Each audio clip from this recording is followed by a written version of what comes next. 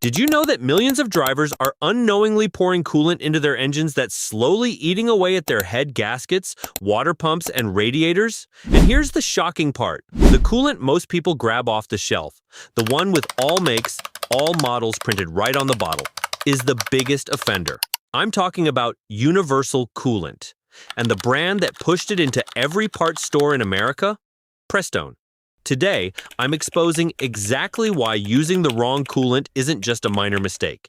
It's a $2,000 to $4,000 repair bill waiting to happen.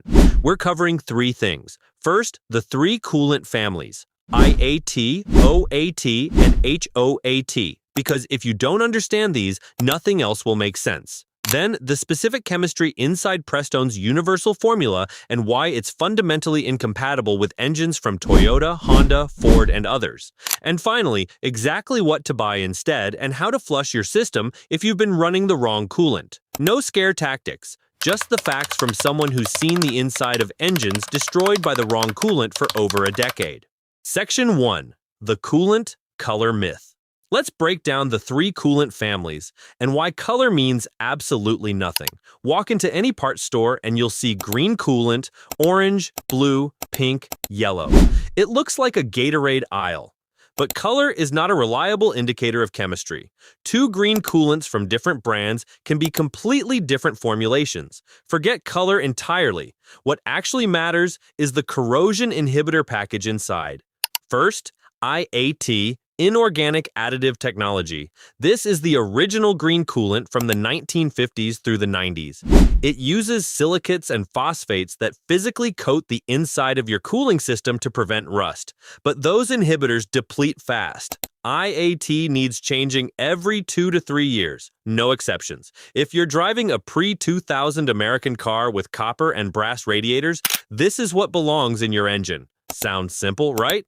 Well, the next one is where most modern cars actually live, and it's been controversial for almost 30 years. Second, OAT, Organic Acid Technology. GM introduced this with Dexcool in the mid-90s. Instead of silicates, OAT uses organic acids that chemically neutralize corrosion as it happens, giving you 5 years or 150,000 miles of protection. But there's a catch. OAT reacts badly with air.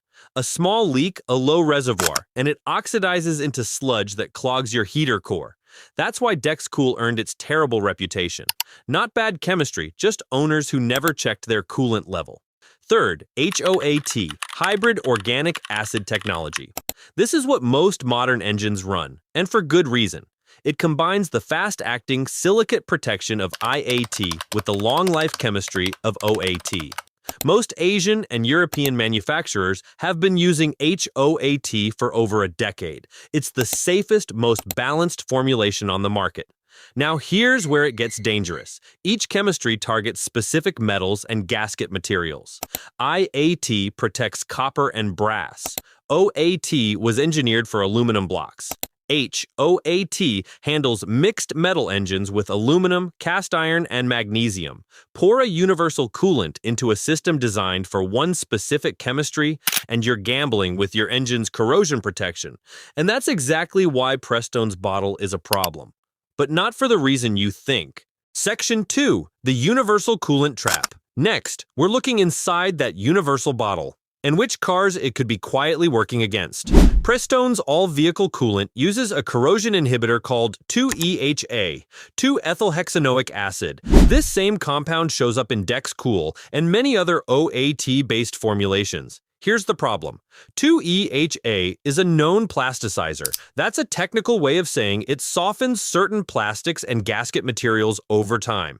Specifically, trade publications and coolant manufacturers point to it attacking silicone-based gaskets and nylon components found throughout modern cooling systems. Honda, Toyota, Subaru, and Nissan all specify coolants that are explicitly 2-EHA free, and it's not a coincidence. If you're driving a Toyota Camry, a Honda Civic, a Subaru Outback, or a Nissan Altima, running a coolant that contains 2 EHA goes directly against what these manufacturers actually engineered your cooling system for. What can that damage actually look like? A Honda water pump designed to last 120,000 miles starts weeping at 60,000. Intake manifold gaskets go from firm and sealed to swollen, soft, and leaking. I've personally pulled apart a Toyota V6 that ran a universal coolant for 80,000 miles. More corrosion pitting on aluminum surfaces than any properly maintained engine should show. Radiator tubes partially blocked with deposit buildup. Water pump impellers with cavitation damage severe enough to catch your fingernail in the grooves. Most owners never connect the dots.